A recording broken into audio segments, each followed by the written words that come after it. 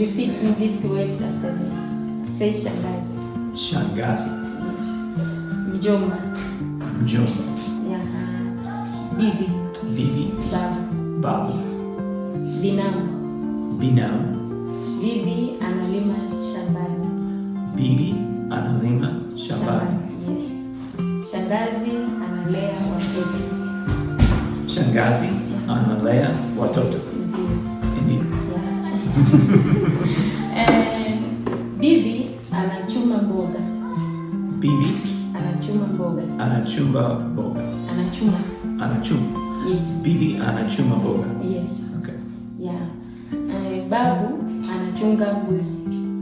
Babu anachunga mbuzi. Yeah. Okay.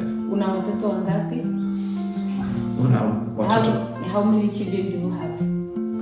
Can you repeat it in Swahili? Una watoto wangapi?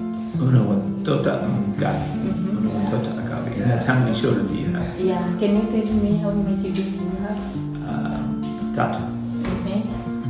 Their names? Micah, Asher, Layla. Wow. Tatu. Tatu. Vizuri sana. Sema tano. Tano. Say tano. Tano means 5. Tano is 5. Okay. Tano jumlisha na tano inakuwa tatu in Swahili. What will be in Swahili? Tano jumlisha na tano. 5 plus 5, what will be? The answer should be in Swahili. Try. 5 plus 5. We say tano jumlisha na tano. When you put together, what will be the answer in Swahili? Tano. Tano. 5 plus 5. 5 plus 5. Tano jumlisha na tano. Tano nishana tano.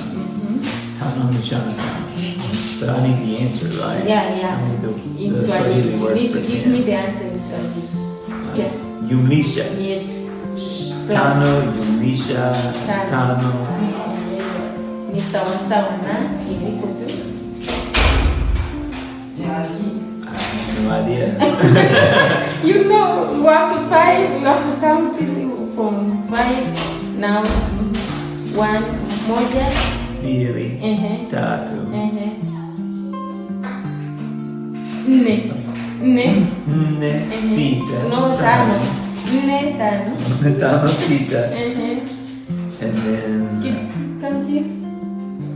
Pole sana. I don't know. Let us repeat. Okay. This is 5. Okay?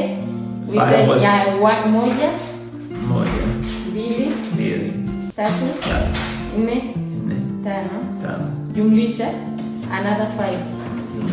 Jumlisha means add, plus. Okay. Jumlisha, Tano tano.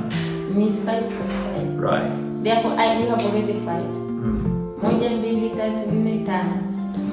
Sita. Sita. Again. Sita. Saba. Saba. Nane. Nani. Tisa. Tisa. Kumi. Kumi. Yes. So the answer is Tano. kumi. Yes. Tano. Jumlisha tano. Tana. Jumlisha tano. Ni sawa na. Ni sawa. Kumi. Yeah. Kumi. Well done.